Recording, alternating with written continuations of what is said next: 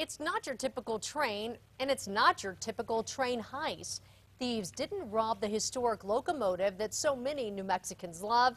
Instead, they picked it apart.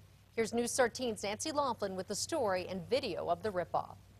Well, Jess, what's really heartbreaking about this is the people who love this piece of history say the thugs who took off with the irreplaceable parts will likely try to sell them for scrap for a few bucks.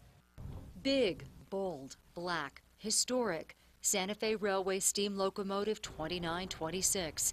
In her heyday, she traveled the Southwest, Albuquerque, the final destination. It's a very special piece of equipment for a lot of people here in town.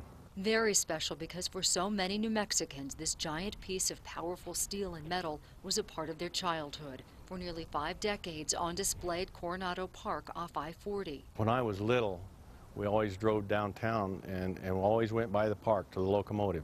In 1999, the city sold the old locomotive to a group of volunteers who vowed to get her running again. For the past decade, it has been their labor of love.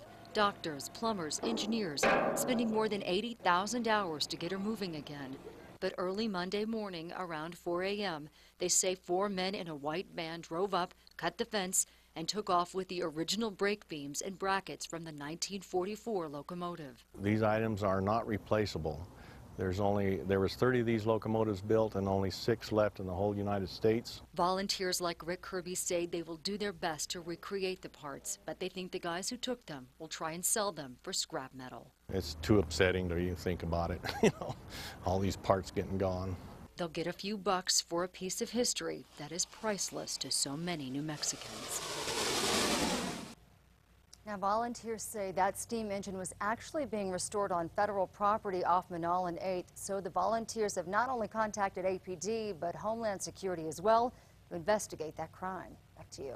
Okay, Nancy, those volunteers have notified scrap metal companies around the Albuquerque area and throughout the country, alerting them about the stolen locomotive parts.